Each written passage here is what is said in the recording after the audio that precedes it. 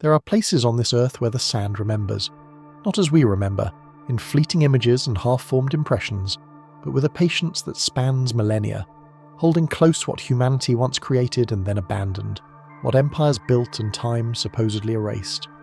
The desert, contrary to its reputation as a wasteland, as an absence, as a void, is perhaps the most faithful archivist our planet has ever known.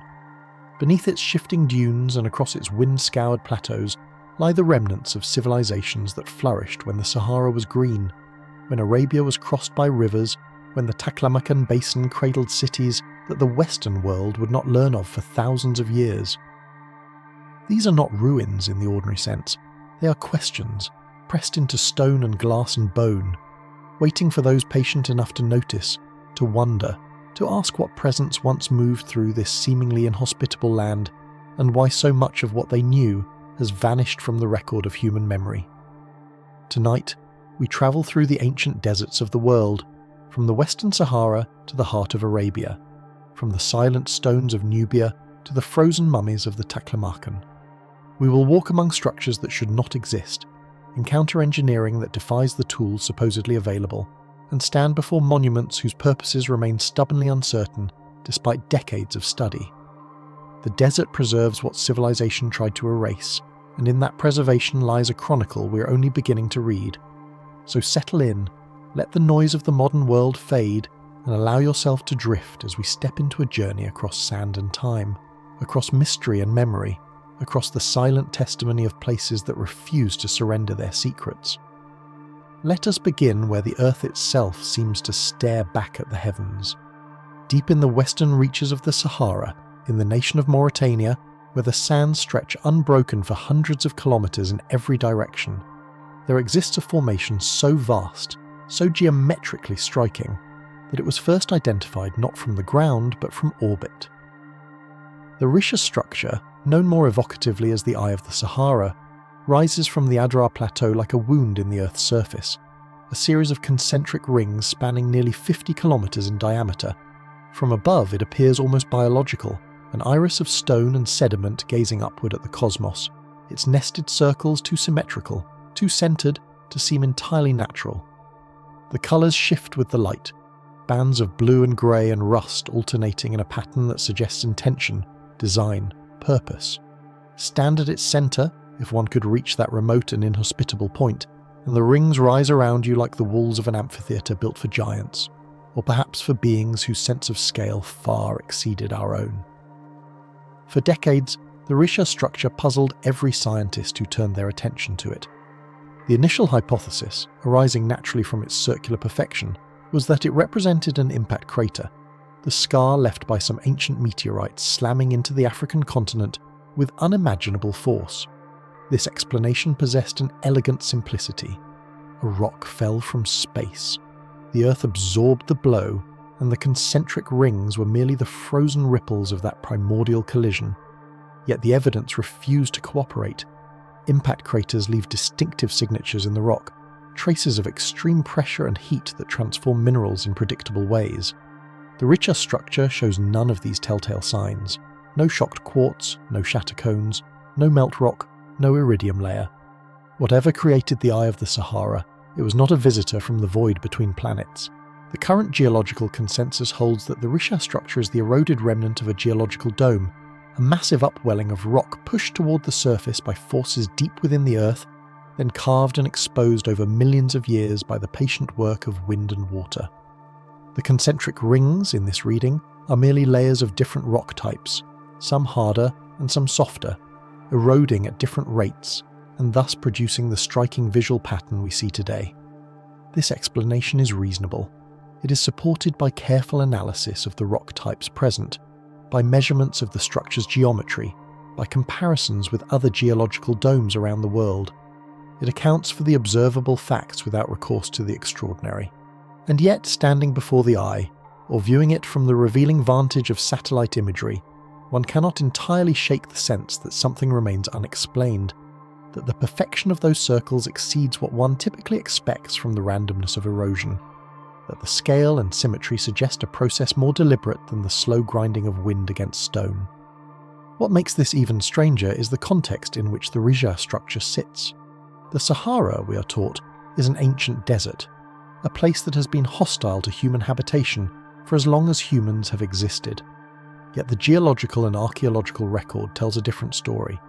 As recently as 6,000 years ago, the Sahara was a vastly different landscape. A green savanna crossed by rivers and dotted with lakes, home to hippopotamuses and crocodiles and elephants, and to human communities who left behind rock art depicting scenes of pastoral life, of cattle herding, of ceremonies whose meanings we can only guess. The eye of the Sahara would have been visible to these people. They would have walked its rings, perhaps sheltered in its crevices, perhaps gathered at its centre for purposes we cannot now recover.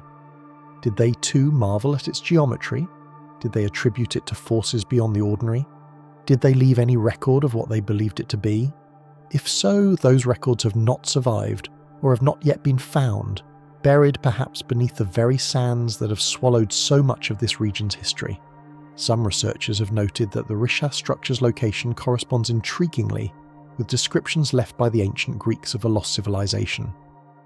Plato, writing in the 4th century BCE, described a place called Atlantis, a powerful island nation destroyed by the gods and sunk beneath the sea. Most scholars treat Atlantis as a philosophical allegory, a cautionary tale about hubris rather than a literal account of historical events. Yet Plato's description includes certain details that have caught the attention of those willing to entertain heterodox possibilities.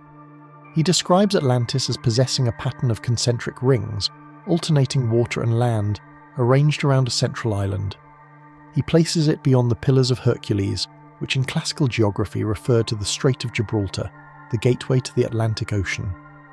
Could Atlantis have been not an island but a city on a plain that later became desert, its waterways turned to dust, its grandeur buried beneath the advancing sands?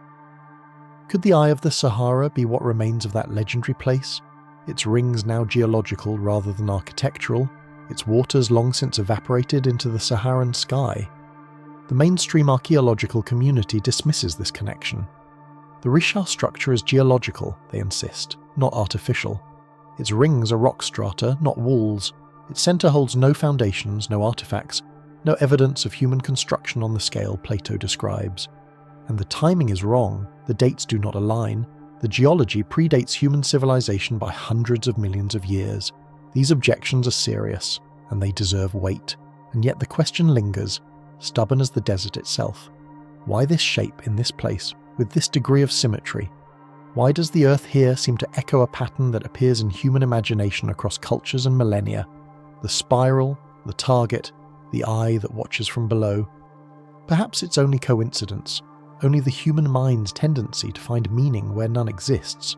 Or perhaps the desert preserves what civilization tried to erase, and the Eye of the Sahara is a remnant not merely geological but also, in some way we do not yet understand, historical, a marker of something that once was and may yet be remembered. Our journey shifts now toward the east, across the vast emptiness of the Sahara's heart, toward a region that straddles the border between Egypt and Sudan, where the sands give way to a shallow basin that once, in a distant age, held water. This is Nabta Playa, and to stand here today is to stand in what appears to be utter desolation, a dried lake bed baked by relentless sun, offering nothing to the eye but stone and scrub and the endless horizon of the desert.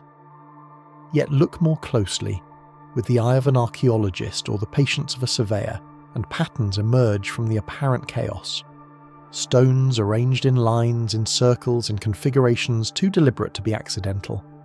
Megaliths standing upright, some taller than a person, others toppled by time but still aligned with one another in ways that speak of planning, of intention, of knowledge. Nabta Playa is not merely a dried lake. It is one of the oldest known astronomical observatories on Earth, a stone calendar predating Stonehenge by perhaps 2,000 years, created by people who lived and flourished here when the desert was green and the rains came in seasonal abundance. The discovery of Nabta Playa's megaliths, beginning in the 1970s and continuing through subsequent decades of excavation, rewrote assumptions about the cognitive capabilities of prehistoric peoples in Africa. The site dates to roughly 7,000 years ago, placing its construction in the 6th millennium BCE, a period when, according to older models of human development, Africans were supposed to have been simple, hunter-gatherers, lacking the organisational capacity for monumental construction, lacking the astronomical knowledge for celestial alignment, lacking, in short, the sophistication that these stones so clearly demonstrate. Yet here they stand, or stood, arranged in a circle with gates that open precisely to the north, to the east, to the west, to the south.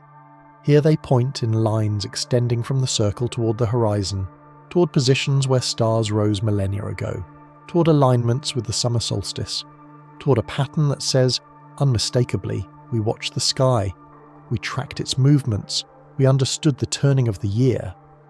Mainstream archaeology now acknowledges the significance of Nabta Playa while framing it within familiar narratives of cultural development.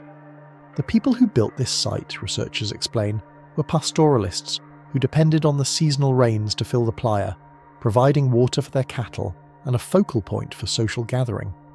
The stone circles and alignments served practical purposes, marking the return of the monsoon, signalling when to move the herds, creating a shared ritual calendar that bound dispersed communities together. This interpretation is sensible. It fits the evidence of cattle bones and pottery and grinding stones found throughout the area.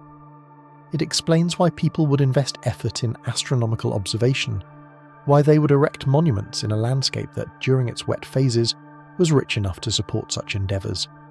And yet, certain aspects of Nabta Playa resist this tidy explanation, certain features that invite deeper reflection. The megaliths themselves, for instance, are not merely functional markers. Some weigh several tons, transported to the site from quarries kilometres away across terrain that would have been difficult even in greener times. The effort required to move such stones, to erect them in precise alignments, to maintain and possibly reconfigure the site over centuries, suggests a level of social organisation and sustained commitment that exceeds what one typically associates with mobile pastoralist groups. More puzzling still are the burials found beneath some of the stones. Cattle interred with evident ceremony, placed in positions of honour that suggest they held meaning beyond mere subsistence. Were these sacrifices?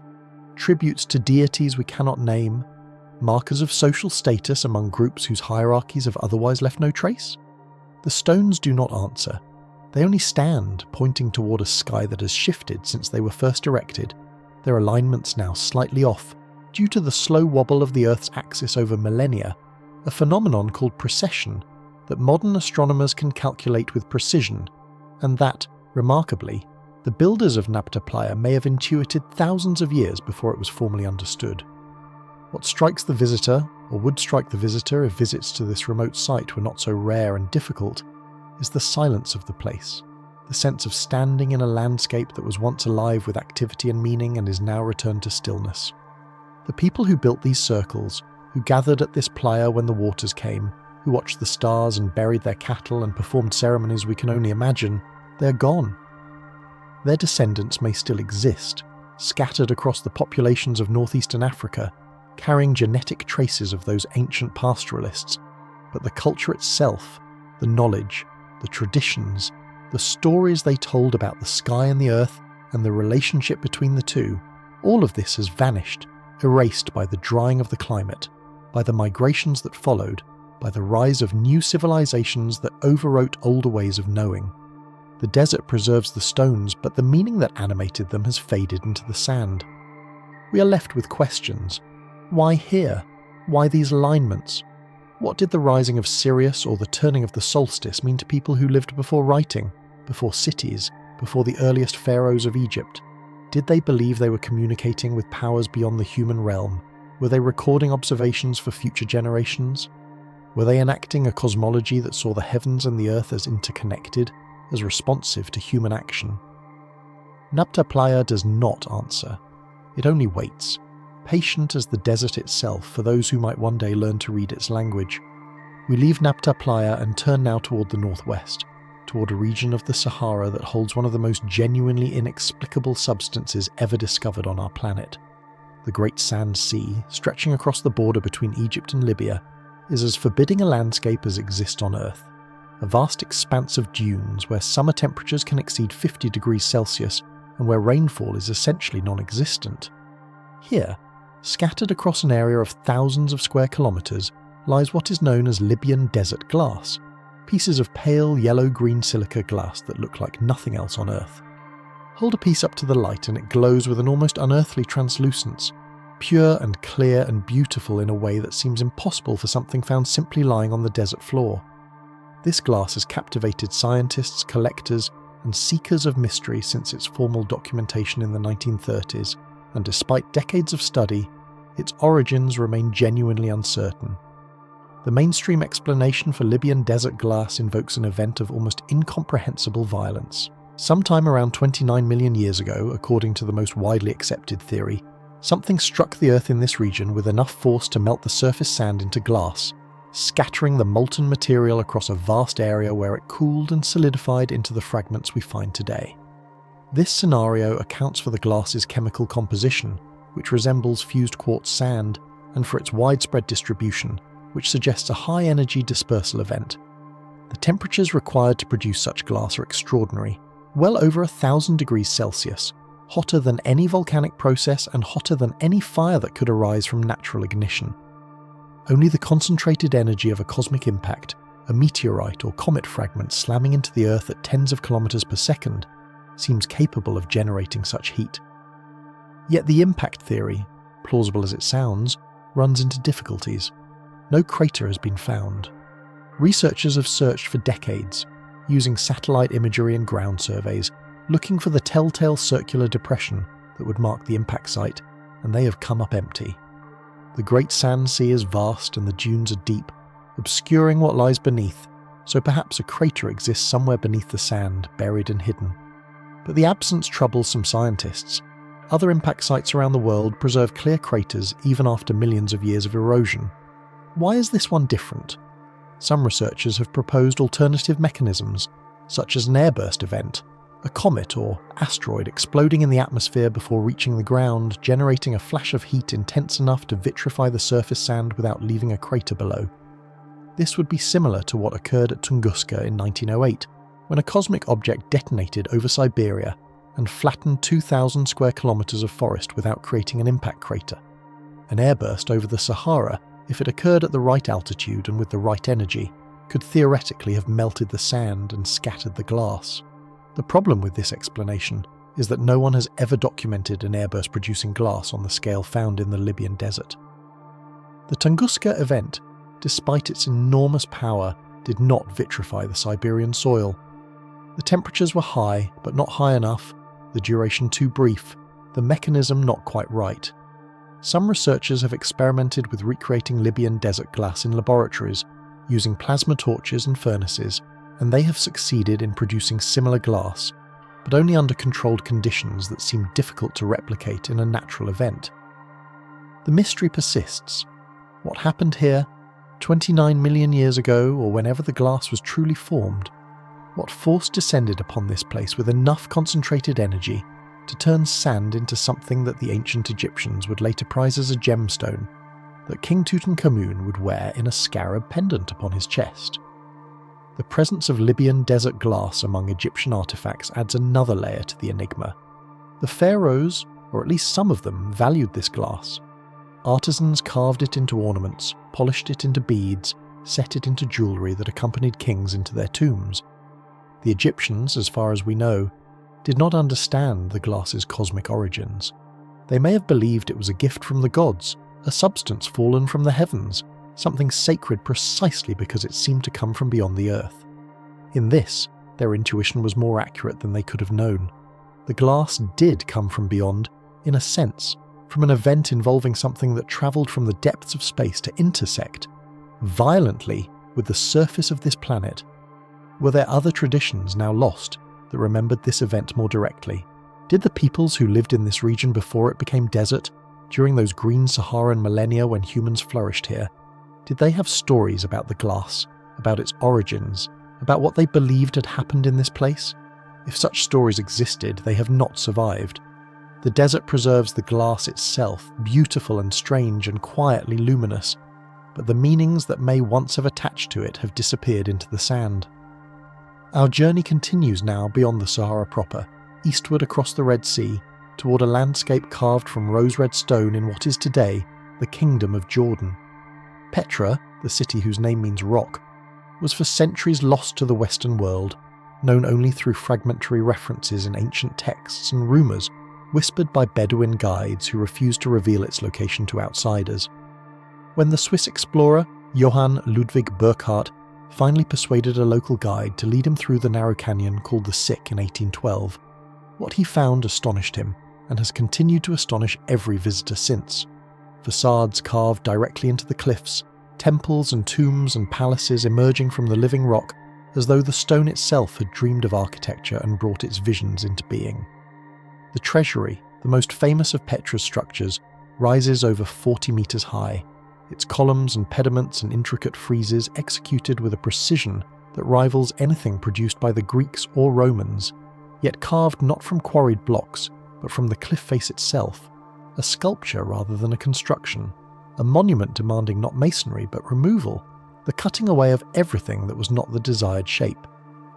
The people who built Petra were the Nabateans, a semi-nomadic Arab people who rose to prominence in the last few centuries BCE and controlled the lucrative trade routes that carried incense, spices and other precious commodities from Arabia and beyond toward the markets of the Mediterranean world. Their wealth came from commerce, from their ability to move goods across the desert, and from one resource above all others that made their caravan routes possible: water. The Nabateans were masters of water engineering, and it is this aspect of Petra that often escapes the attention of visitors dazzled by the city's famous facades. Beneath and around and throughout this desert metropolis runs one of the most sophisticated hydraulic systems of the ancient world, a network of channels, cisterns, dams and pipelines that captured every drop of the region's scarce rainfall and distributed it to support a population that may have reached 30,000 people in a landscape that should, by any reasonable assessment, have been unable to sustain more than a tiny fraction of that number. Mainstream archaeology celebrates the Nabateans' hydraulic achievements, while framing them as exceptional but comprehensible applications of known principles. The Romans, after all, built aqueducts. The Persians developed qanats. Other desert peoples learned to harvest rainwater and manage aquifers. The Nabateans simply did this more intensively, more cleverly, in a more challenging environment than most. Their system included ceramic pipes that carried water under pressure, channels carved into rock that directed runoff into covered cisterns, dams that captured flash floods and stored the water for dry months. All of this is documented, studied, published in scholarly journals. The engineering is impressive but not, strictly speaking, mysterious, and yet certain features of Petra's water system invite questions that the standard narrative does not fully address. The sophistication of the plumbing, for instance, is remarkable. The pipes were manufactured to precise specifications, fitted together with an accuracy that minimized leakage, installed in configurations that demonstrate an understanding of hydraulic principles that would not be formally articulated until centuries later. How did a semi-nomadic people, without the institutional infrastructure of a major empire, develop and transmit such specialized technical knowledge? The Nabateans left few written records. Their inscriptions are brief and formulaic, offering names and titles but little insight into the practical arts that made their civilization possible. The hydraulic expertise seems to appear fully formed, as though it were already mature when Petra rose to prominence, as though it came from somewhere else or from some earlier tradition that has left no direct trace. Could the Nabateans have inherited their water engineering from predecessors whose identities and achievements have been lost? Were there teachers, traditions, schools of practical knowledge that flourished in the Arabian deserts before recorded history, and whose legacy the Nabateans preserved and adapted? The stones of Petra are silent on this question. They channel the water when the rains come, through conduits carved by hands dead for 2 millennia, but they do not explain how those hands learned their craft. There is another aspect of Petra that puzzles those who study it closely. The city's most famous structures, the treasury and the monastery, and the elaborate facades of the royal tombs are often described as tombs and temples, places of burial and worship. This identification is based partly on their form, which resembles Hellenistic temple architecture, and partly on the occasional discovery of burial chambers within or behind the facades. Yet many of Petra's carved spaces are empty. They contain no sarcophagi, no altars, no evidence of the functions they supposedly served. Were they truly tombs that were later emptied by robbers? Were they temples whose furnishings have vanished? Or were they something else entirely, spaces whose purposes we have not correctly understood? Perhaps civic buildings, perhaps gathering halls, perhaps structures with functions that do not map onto our familiar categories. The Nabateans carved these spaces with extraordinary effort, removing thousands of cubic meters of stone to create interiors that, in many cases, show no sign of the use we assume they were intended for. What were they doing? What vision guided the sculptors who spent years carving the rock away? The answers are not forthcoming. Petra remains one of the most studied archaeological sites in the world, yet its central questions remain open, its meanings uncertain, its relationship to whatever came before and whatever has been lost still subject to speculation and wonder. Our journey turns now toward the south and east, into the heart of the Arabian Peninsula, where the great sand desert called the Empty Quarter stretches for hundreds of thousands of square kilometers, one of the largest continuous bodies of sand on Earth. The Rub al-Khali, as it is known in Arabic, is among the most inhospitable environments the planet offers, with summer temperatures exceeding 50 degrees Celsius, rainfall measured in millimeters per decade, and dunes that rise to heights of over 200 meters. No one lives in the deep Empty Quarter. No one has lived there for a very long time, and yet, according to traditions preserved in the Quran and in the folklore of the Arabian tribes, there was once a city here, a place called Iram of the Pillars, a metropolis of towers and gardens built by a people called Ad, who flourished in an age before memory and were destroyed by God for their arrogance and their sins. The story of Iram is apocalyptic.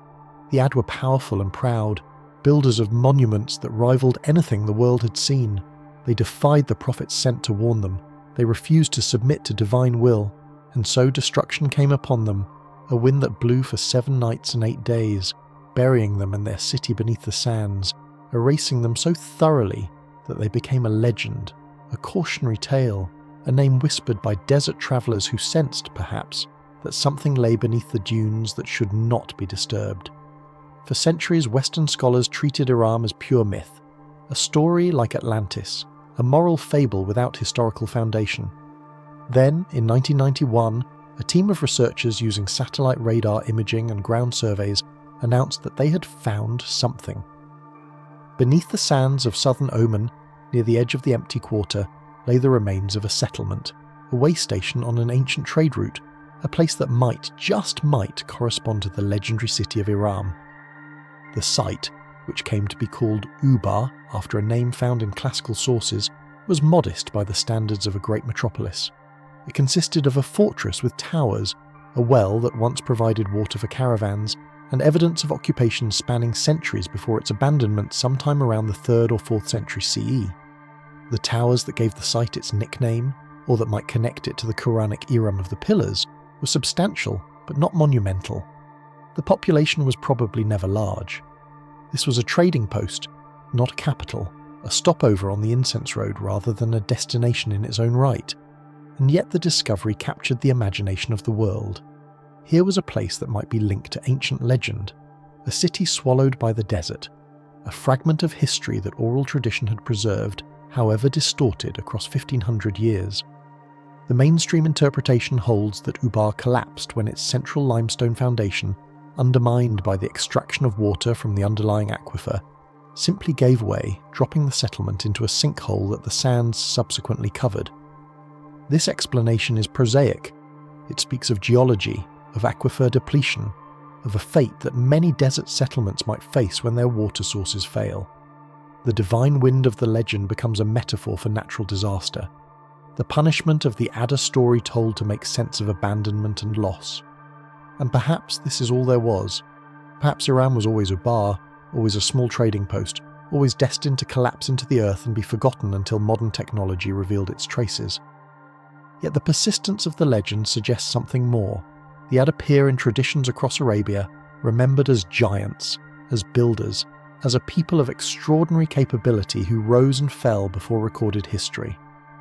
Were there other settlements, larger and more magnificent than Ubar, that also lie beneath the Empty Quarter, as yet undiscovered? Does the legend preserve a memory of something grander than the modest ruins we have found? The desert preserves, but it also conceals.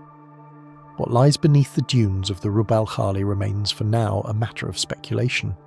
Our journey now turns eastward, far from the Arabian sands, beyond the salt flats of Persia and the mountain passes of Afghanistan, into a desert of a different character altogether. The Taklamakan stretches across western China like a sea of amber and gold, its name carrying within it a warning that travellers have heeded for millennia.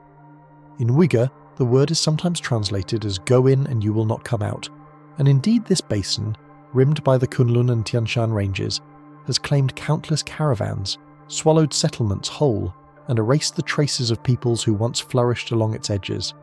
The dunes here are not the red waves of the Rub al-Khali, but towering crescents of pale yellow sand that shift and migrate, with a restlessness that seems almost deliberate. Summer temperatures can exceed 50 degrees Celsius. Winter nights plunge below -20. Rain is a rumour, a memory, a hope that arrives perhaps a few millimetres in a fortunate year. Nothing should survive here. Nothing should remain. And yet the Taklamakan has given up its dead, and they are not what anyone expected to find. Beginning in the early 20th century and accelerating dramatically in the 1970s, archaeologists excavating burial sites along the ancient trade routes that skirted the desert's edges began to uncover mummies. Not the carefully prepared, ritually wrapped mummies of Egypt, but bodies preserved by the desert itself, desiccated by the extreme aridity, their flesh turned to leather, their hair still attached, their clothing still draped across their frames. The preservation was extraordinary. Facial features remained recognizable. Expressions could be read upon faces dead for 3,000, 4,000 years. Tattoos marked certain bodies, intricate designs that spoke of belief systems lost to history. But what stunned researchers most was not the state of preservation, it was what the bodies looked like. The mummies of the Tarim Basin did not resemble the populations that had inhabited China for millennia. They had light brown or reddish hair. Some had traces of blue or green in the pigment of their irises, preserved by the same conditions that mummified their flesh. Their faces were longer, their noses more prominent, their bone structures consistent with populations found thousands of miles to the west. They wore woolen textiles with weaving patterns reminiscent of Celtic designs from Bronze Age Europe. Some were buried with items that would not have been out of place in the burial mounds of the Eurasian steppes: felt hats, leather boots, wooden combs, baskets containing grain.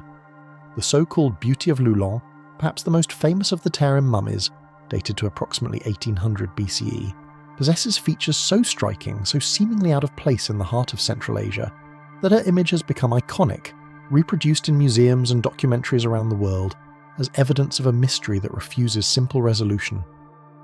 The mainstream interpretation is that these individuals belonged to populations who migrated into the Tarim Basin from the west, perhaps from the steppes of Central Asia, perhaps from even farther afield, settling along the oasis towns that dotted the edges of the Taklamakan and serving as wayfarers, traders, and intermediaries on the routes that would later become known as the Silk Road.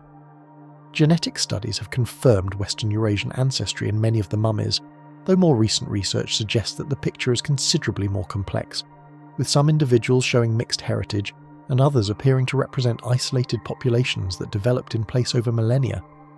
The textiles have been compared to Bronze Age weaving traditions from Europe, but also to techniques found across the steppe belt. The conclusion that many scholars have drawn is that the Tarim Basin, far from being isolated, was a crossroads from the very beginning, a place where East and West met and mingled long before the Silk Road formalised those connections, yet certain aspects continue to invite deeper reflection. The earliest Tarim mummies predate any known trade routes by over 1,000 years. They appear in a region that, by all logic, should have been impassable, a wasteland that even the most intrepid travellers would have skirted rather than crossed. What drew them there? What sustained them? The oases that would later support Silk Road settlements depended on snowmelt from distant mountains, channeled through underground irrigation systems called khares, that required sophisticated engineering knowledge to construct and maintain. Did these Bronze Age populations possess such knowledge? Did they develop it independently, in the furnace of necessity? Or did they inherit techniques from sources we have not yet identified? The textiles themselves raise questions that weaving experts have struggled to answer. The so-called Churchen Man, a mummy discovered in 1985 and dated to approximately 1000 BCE, was buried wearing a crimson wool tunic and matching trousers of exceptional quality, dyed with techniques that required specialized knowledge of mordants and pigment sources. The weave patterns bear resemblance to plaid designs found in Central European contexts, prompting some researchers to propose direct connections with populations far to the west. But the wool itself was local, spun from sheep that grazed the mountain slopes above the basin. Were the techniques imported and the materials sourced locally? Did artisans travel these routes carrying knowledge in their hands rather than goods on their backs? The process of creating such textiles, from shearing to spinning to weaving to dyeing, represents a chain of specialized skills that does not arise spontaneously. It must be taught, transmitted, preserved across generations. Who are the teachers here, in this seemingly impossible place? The burials themselves speak of beliefs that no surviving text has preserved. Bodies were often placed in boat-shaped coffins, covered with cowhide and surrounded by arrangements of wooden posts that seem to mark sacred space. The so-called Small River Cemetery, excavated in 2003 and dating to roughly 2000 BCE, contained rows of these boat coffins, each accompanied by wooden poles that some researchers have interpreted as phallic symbols, suggesting fertility cults or ancestor veneration practices with no clear parallel in surrounding regions. Bundles of ephedra, a plant known for its stimulant properties, were placed with certain bodies, hinting at ritual use, at altered states, at practices that bridged the worlds of the living and the dead.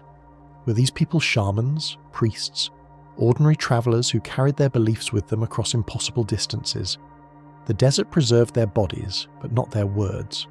We read what we can in the objects they left behind, but interpretation remains uncertain, contested, incomplete. The political sensitivity surrounding the Tarim mummies has complicated research in ways that speak to how deeply the past can trouble the present. The modern Uyghur population of the region has sometimes claimed the mummies as ancestors, seeing in their presence evidence of an indigenous identity that predates later migrations. Chinese authorities have at times restricted access to the mummies and controlled the narrative surrounding them, wary of any interpretation that might support separatist claims. What is true, what is myth, what is constructed for present purposes, becomes difficult to disentangle when ancient bodies are made to serve modern arguments. The mummies themselves, silent in their display cases, offer no opinion on the debates that swirl around them. They simply endure, as they have endured for millennia, preserved by the desert that should have consumed them, waiting for someone patient enough to understand what they truly represent. Standing in the Tarim Basin, one feels the weight of distance in every direction. The Kunlun rise to the south, the Tian Shan to the north, both impossibly remote, their snowcaps shimmering in air so dry that mirages ripple across the basin floor. The sand stretches to every horizon, broken only by the stubborn green of oases that cling to life where water seeps to the surface. That anyone crossed this place, that communities formed here, that knowledge flowed along these invisible highways for centuries, seems improbable until the evidence forces acceptance. The Tarim mummies are that evidence.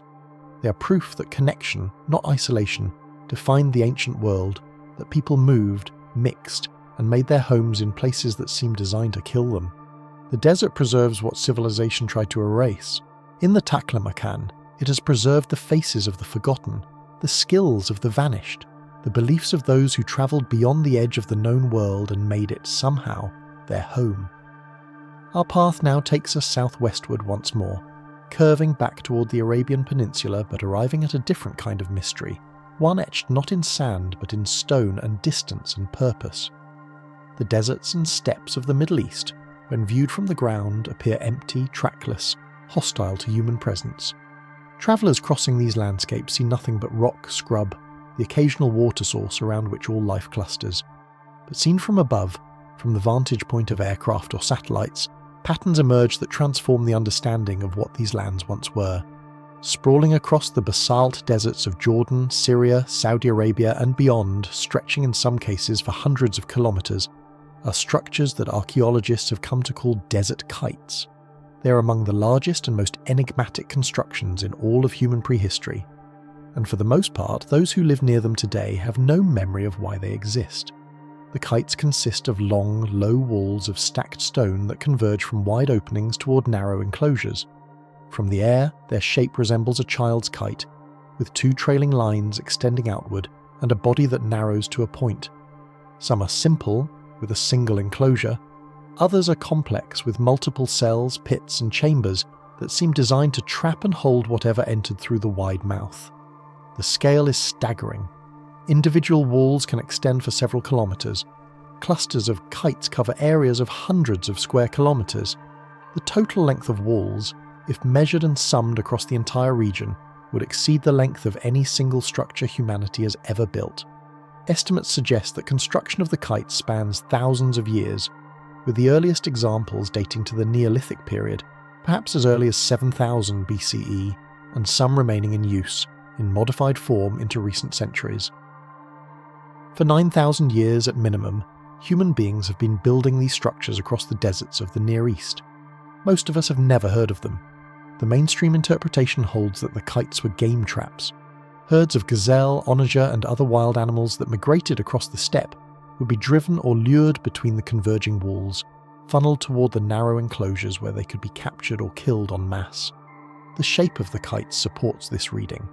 The walls are low, often no more than a metre high, enough to guide animals that instinctively avoid crossing barriers but not enough to block human movement. The enclosures contain pits that could have served as holding cells or kill zones.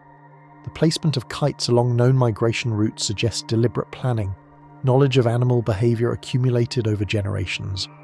Ethnographic accounts describe similar structures in use for hunting in various parts of the world, lending support to the interpretation. The kites, in this reading, are monuments to the hunt, to the sustenance that wild herds provided before domestication made such methods obsolete. Yet certain aspects continue to invite deeper reflection. The sheer scale of the kite systems exceeds anything that hunting alone would seem to require.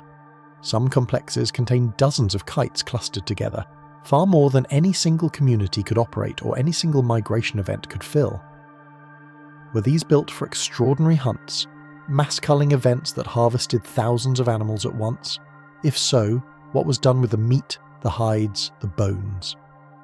No settlement sites of comparable scale have been found nearby. The logistics of processing so many animals in landscapes without refrigeration, without abundant water for preservation, without obvious markets for the products, remain unclear.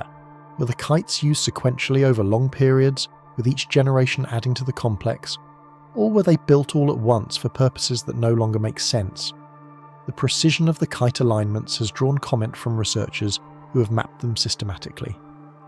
Many kites are oriented with reference to topography, channeling animals along natural drainage patterns or across passes between elevated terrain. But some appear to incorporate astronomical alignments, with walls pointing towards solstice, sunrise, or sunset positions, with enclosures placed at locations that maximize visibility of celestial events. These observations are controversial. They may reflect coincidence, the inevitable intersection of any sufficiently large structure with some astronomical pattern, but they raise the possibility that the kites served multiple functions, that hunting was only one purpose, that ritual, observation, or territorial marking played roles that we have not yet fully understood. The construction effort itself demands explanation.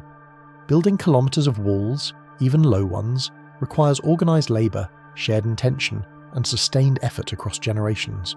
Who directed this work? Who decided where the walls would run, how the enclosures would be shaped, when maintenance would be performed? The societies that built the earliest kites were Neolithic, organized in villages or perhaps seasonal camps, lacking the centralized authority that we typically associate with monumental construction. Yet they coordinated efforts across landscapes that would take days to cross on foot.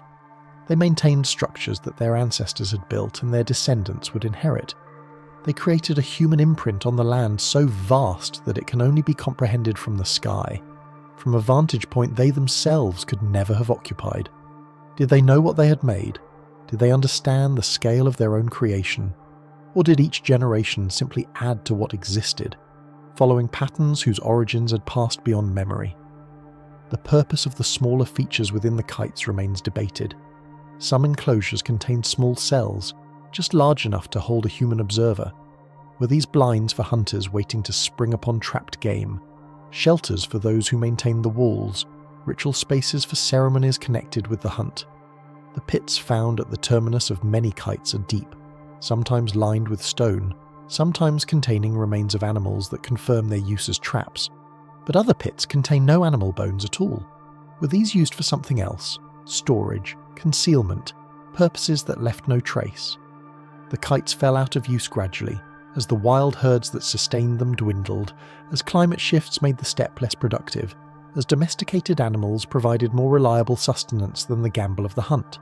By the time aerial photography revealed their presence to the modern world, most local populations had forgotten their purpose.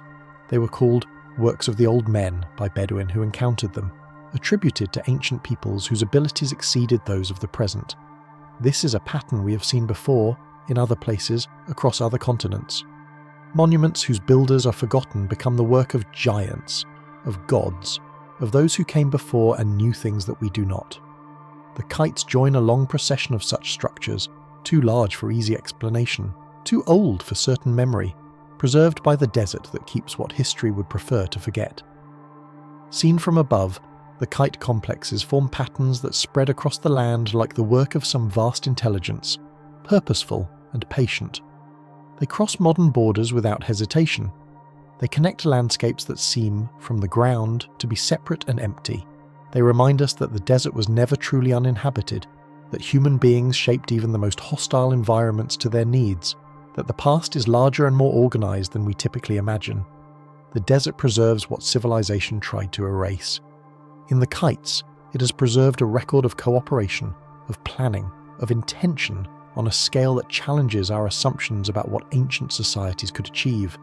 And so we pause, here among the stones of forgotten hunters, the alignments of unknown purpose, the walls that run toward horizons we cannot see. The sands shift around us. The wind carries whispers of names we will never know. The desert keeps its secrets as it has always kept them, patient, silent, waiting for those who have learned to read its signs.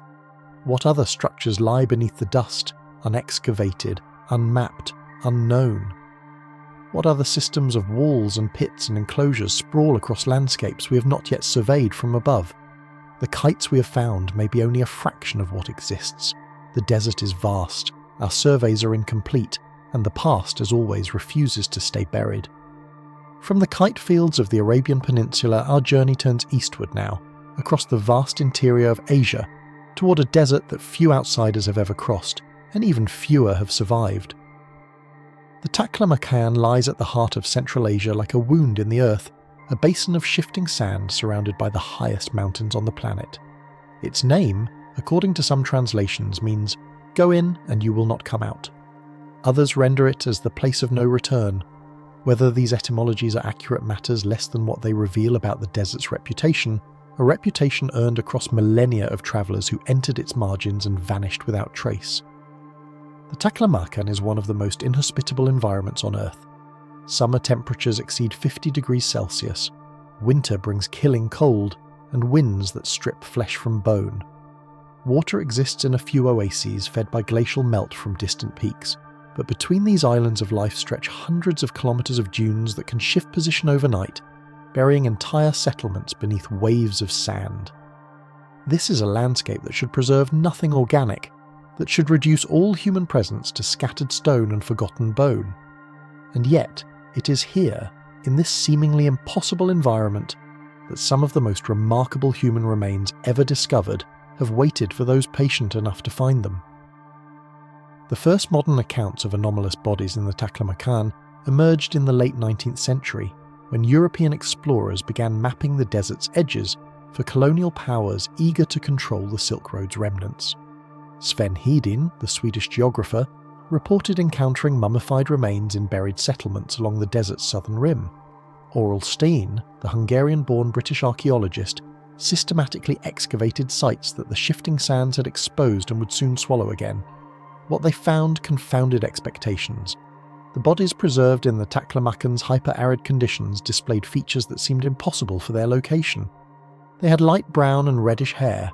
Their faces showed high-bridged noses, deep-set eyes, and bone structures that appeared more European than Asian. Some had been buried with textiles of astonishing sophistication, woolens woven in patterns resembling those found in Celtic Europe thousands of kilometres to the west. Carbon dating would later reveal that some of these individuals had lived and died nearly 4,000 years ago, at a time when, according to conventional understanding, populations of European appearance should not have been present in the heart of Asia. The most famous of these remains emerged from a site called Caerighul, near the ancient lake bed of Lop Nur, in excavations conducted in the 1970s and 1980s. The beauty of Lulan, as one female mummy became known, displayed features so striking that she became an international sensation. Her body had been preserved naturally by the desert's extreme aridity, her skin desiccated but intact, her facial structure clearly visible after nearly 4 millennia. Her hair retained its auburn colour, her eyelashes were still present on her lids. She had been buried with a comb, a basket of wheat, and textiles that spoke of skilled craftsmanship. She was not alone. Around her, and in sites scattered across the Taklamakan's margins, lay dozens of similarly preserved individuals, their bodies telling stories that their voices could no longer speak. The conventional explanation for these mummies emphasises the movement of Indo-European peoples across the steppes of Central Asia during the Bronze Age. Linguistic evidence supports this interpretation. The Tocharian languages, preserved in manuscripts from the Taklamakan's oasis cities, represent a branch of the Indo-European family that diverged early and independently, developing features that link them more closely to Western European languages than to the Iranian and Indian tongues that surround them geographically.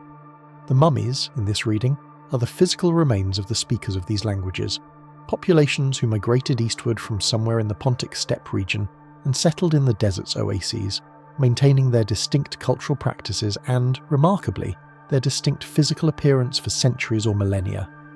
Yet certain aspects of this explanation continue to invite deeper reflection.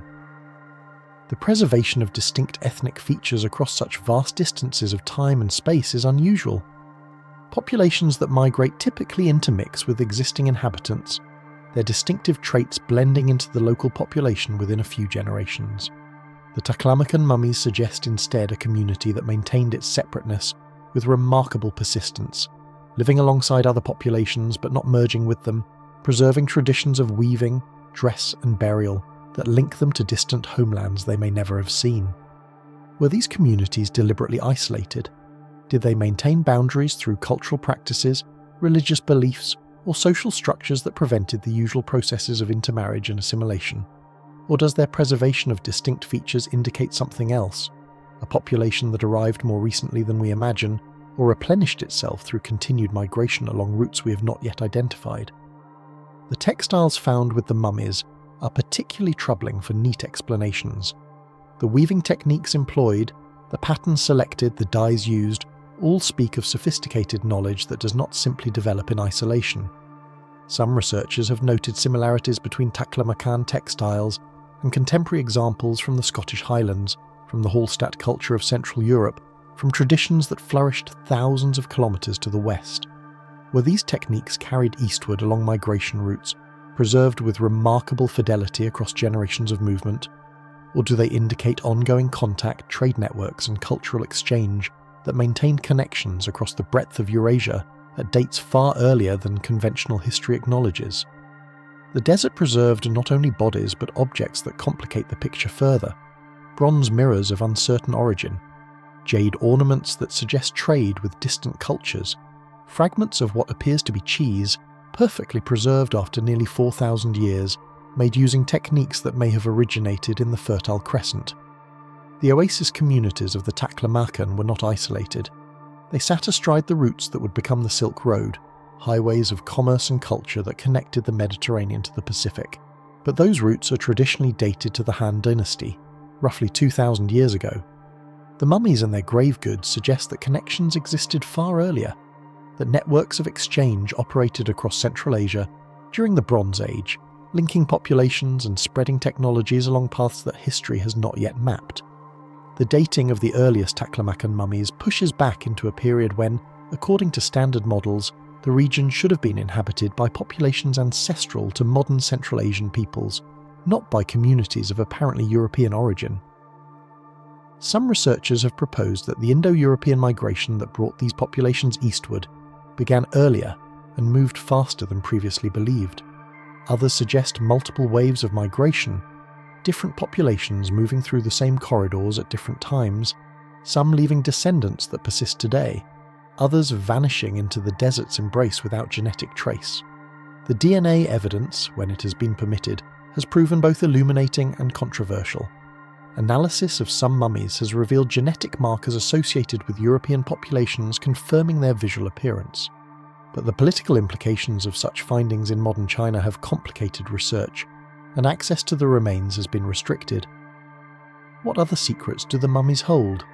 What could comprehensive genetic analysis reveal about the movements of ancient peoples, the connections between distant cultures, the diversity of populations that once inhabited lands now claimed by modern nations?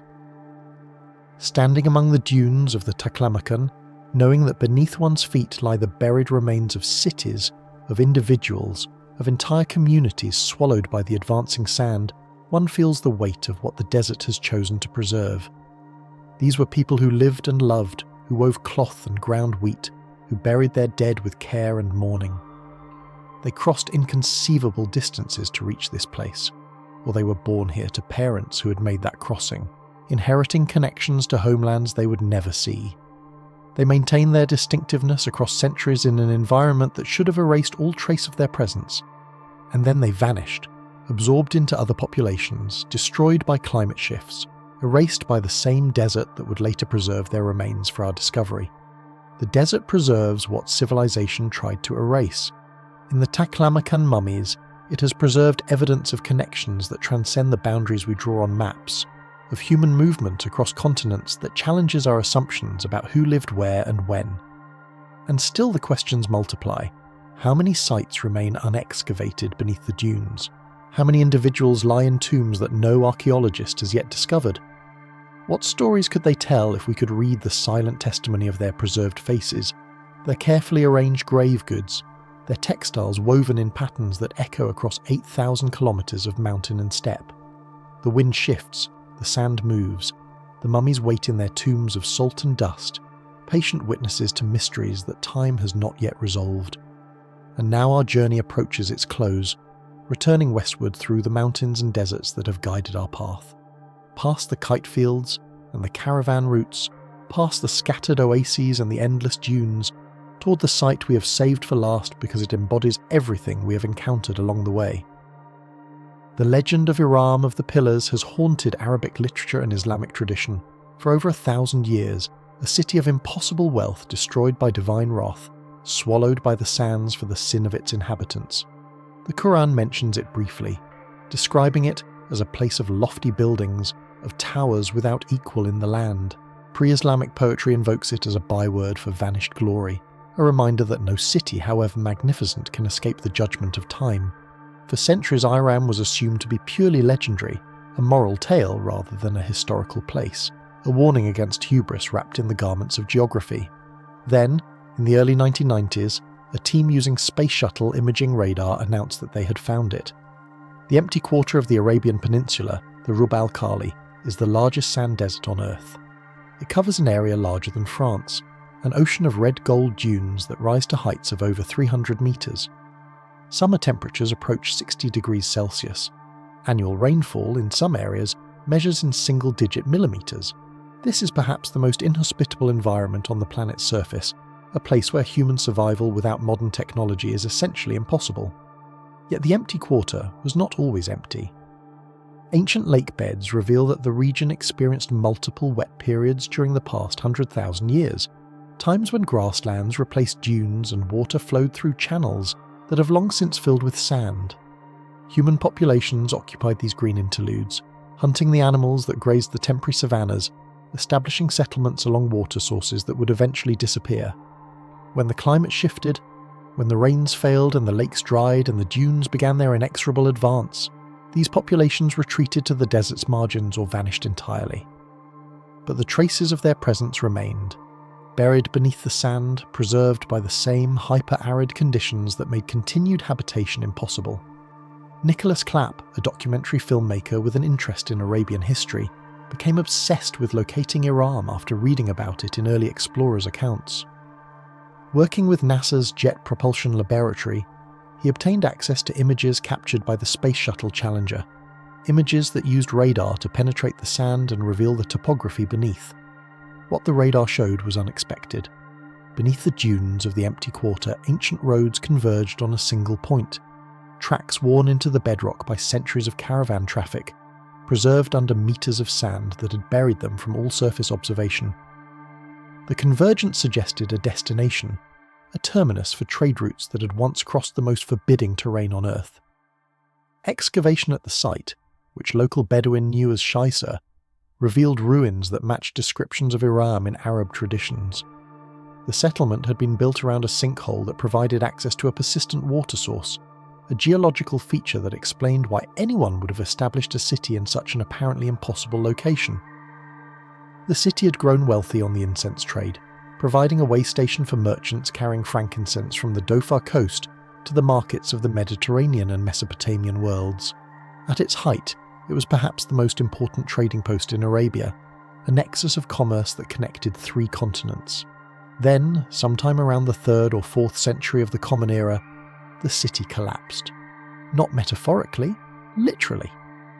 The limestone layer supporting the settlement gave way, dropping buildings, walls and inhabitants into a vast sinkhole. The disaster may have been triggered by over-extraction of water from the aquifer, a grimly familiar tale of human activity undermining the foundations of human settlement. Within a generation, the dunes had covered what remained. The city became legend. The legend became myth. The myth endured for over 1,000 years until satellite technology revealed what human eyes could no longer see. The mainstream interpretation of the Shusha site identifies it as a relatively modest settlement, significant for its role in the incense trade, but hardly the magnificent city of lofty pillars described in tradition. Some researchers argue that the legends of Iram accumulated multiple sites and centuries of memory into a single composite image, that no single city ever matched the descriptions, that the discovery of Shusha confirms only that there was a place, not that the place matched the myth. Yet the site's discovery raises as many questions as it answers. If satellite radar could locate one buried settlement in the empty quarter, what others might it reveal? The ancient roads that converge on Shusha continue outward in multiple directions, suggesting destinations that have not yet been excavated. What lies at the terminus of those other tracks? What other cities wait beneath the dunes, their existence preserved in legend but their locations lost to time? The incense trade that sustained Iram connected Arabia to every major civilization of the ancient world. Frankincense burned in Egyptian temples, in Babylonian ziggurats, in Greek sanctuaries, in Roman altars. The tree that produces it grows only in a limited region of southern Arabia and the Horn of Africa, yet its smoke perfumed rituals across 3 continents for thousands of years. The wealth generated by this trade built cities in the desert, supported populations in environments that could not feed themselves, created networks of commerce that spanned the known world. And then it faded. Rome converted to Christianity. The demand for incense declined. The trade routes that had sustained Arabian prosperity withered. Cities that had flourished for centuries were abandoned to the advancing sand. Iram was not alone. It was simply the most famous, the one that tradition remembered when others were forgotten. The desert preserves what civilization tried to erase. In the ruins of Shusha, it has preserved the terminus of a vanished trade network, a city that collapsed into the earth it had overexploited, a warning written in buried limestone and shifted sand. And the satellite images suggest that Shusha is only the beginning. Across the empty quarter, beneath the endless dunes, other sites await discovery. Other roads lead to other destinations. Other cities lie broken and buried, their names lost, their stories waiting to be reconstructed from the fragments that survive. What other technologies might reveal them? What future surveys might map the hidden infrastructure of a vanished world? And here our journey pauses, not because we have reached an end, but because the desert extends beyond any single expedition's scope. We have travelled from the eye-shaped formation in the Western Sahara to the stone circles of Nabta Playa, from the vitrified glass of the Libyan desert to the hydraulic marvels of Petra, from the buried legends of the empty quarter to the preserved mummies of the Taklamakan, from the vast geometric kites of the Arabian steppe to the ruins that satellite radar pulls from beneath the dunes.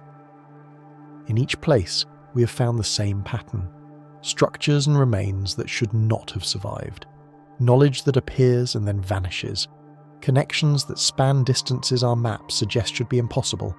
Evidence that the past was larger, more organised, more interconnected than the stories we tell about it. The conventional narrative of human history moves in a single direction, from simplicity to complexity, from ignorance to knowledge, from scattered bands to organised states. But the desert tells a different story. It tells of complexity that existed and then vanished, of knowledge that flourished and then was lost, of connections that spanned continents and then faded into legend and myth. It tells of the fragility of everything we build, the temporary nature of every human achievement, the patience of the sand that waits to reclaim what we have taken from it. The builders of the Rishas possible harbour did not know that their work would be erased by climate shifts that turned ocean to sand. The astronomers of Nabta Playa did not know that their careful alignments would be buried and forgotten for millennia. The craftsmen who created the Libyan glass objects did not know that the source and method of their material would become an unsolved mystery. The engineers of Petra did not know that their hydraulic systems would be filled with debris and sand, their ingenuity waiting for centuries to be rediscovered. The merchants of Iram did not know that their city would collapse into the earth, becoming a legend, a warning, a name invoked in scripture and poetry. The hunters who built the kites did not know that their structures would survive them, visible only from heights they could never reach.